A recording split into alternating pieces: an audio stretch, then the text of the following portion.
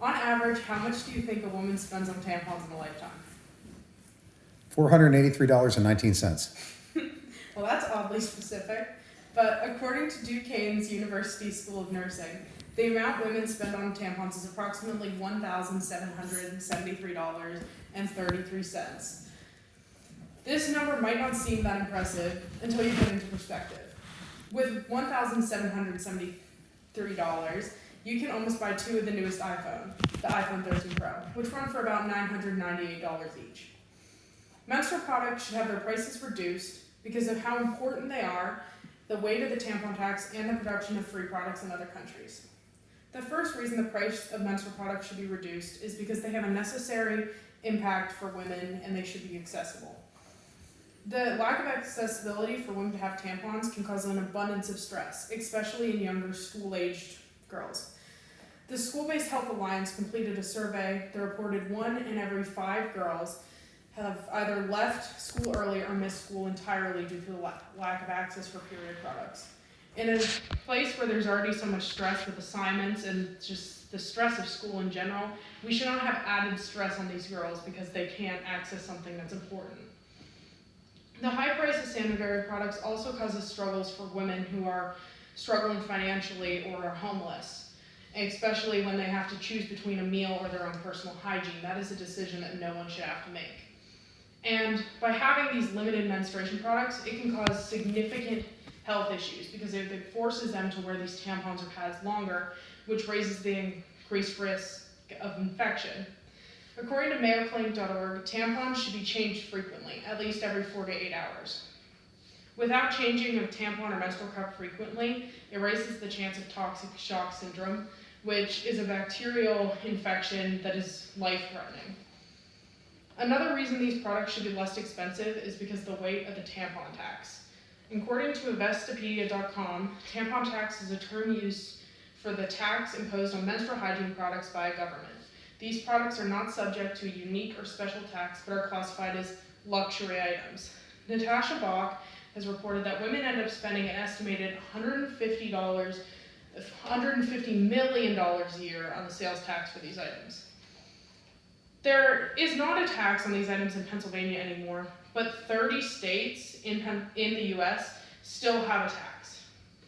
And these products are used as luxuries in those states. And men listening to this speech might be like, how does this relate to me at all? Well, it's highly likely that you guys will have daughters and wives, and if you live in a state other than Pennsylvania, you will have to pay this tax. So, and you might be thinking, for my third reason, how do we know this won't affect our economy? Well, the answer is other countries have already done it. Scotland, in 2020, was the first to make menstrual products free for everyone to use.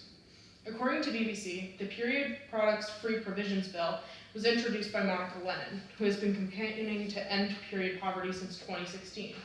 Now, period poverty is when suitable period products are inaccessible for those with low income.